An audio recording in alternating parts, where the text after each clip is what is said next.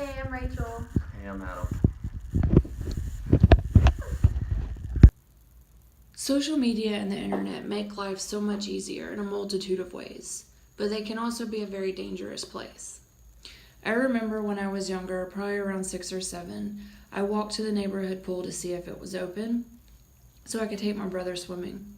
And this man approached me and said that he could take me to a pool that was open and that my mom said it was okay. Of course I said no, and I ran home and told my mom what happened.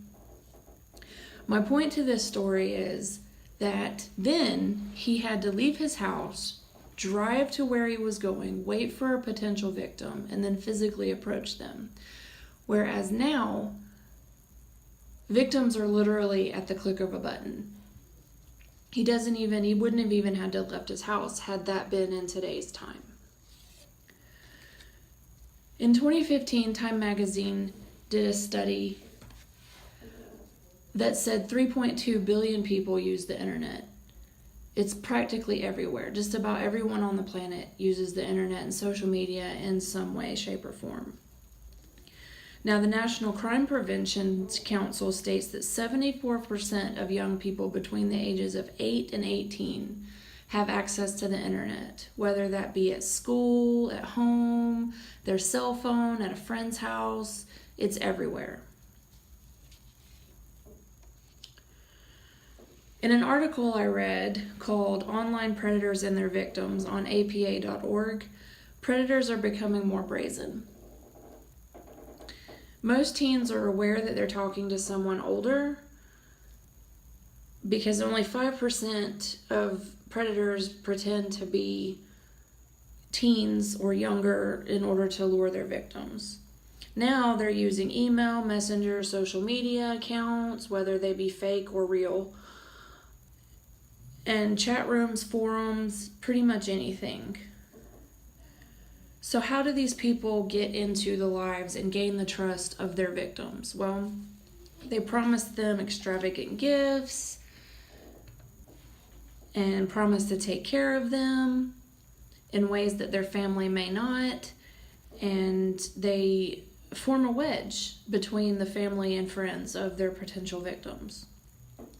So I saw this study, or this case from Utah, about a 16-year-old girl who ran away from home. And she left a note that said that she was fine and she was being taken care of. And when they looked closer and they looked deeper into her Facebook accounts, they noticed that she had been talking to an older gentleman who had made these extravagant promises that stated that he was going to take care of her, he was going to fly her to wherever he was living at the time, and he had really caused her to resent her family and friends because he drove that wedge between them. So my point today is to not to dissuade you from using the internet, but to maybe give you an idea of how to stay safe and enjoy the benefits of it.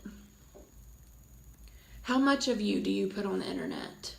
We have Facebook, Twitter, Instagram, Snapchat, and probably 100 other ones that I don't even know about. You pay your bills online, you can keep up with your banking accounts online. Some people even find love online. So what happens if you get that random friend request on Facebook? Do the research, don't just accept it. See if you have multiple friends in common.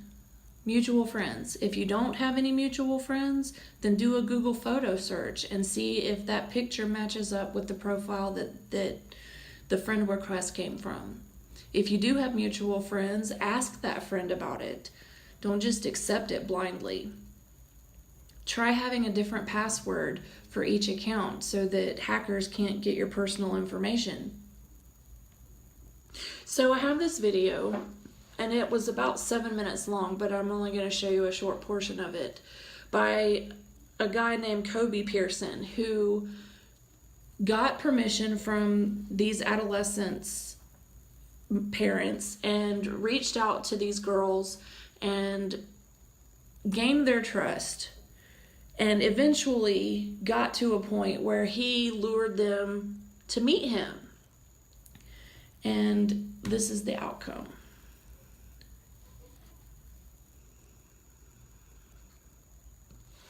is Jenna. She's 14 years old. We've been talking online over text message and even had a phone conversation. So right now we have the parents of Jenna. Jenna thinks her parents are going out tonight for date night. She thinks my brother is going to be driving, so she's going to get in the car, but she doesn't actually know that it's all just me. So I'm going to text her right now. Did your parents leave yet? Yeah, like 15 minutes ago. Do you think she's going to go through with this? No way. Absolutely not. I don't even believe it's her. I'm not going to have friends playing around with her. What's your address? Hey, is this your house? Yeah. Okay, let's go. All right. I can't believe this. Yeah. Hop in. He's in the back. Over there.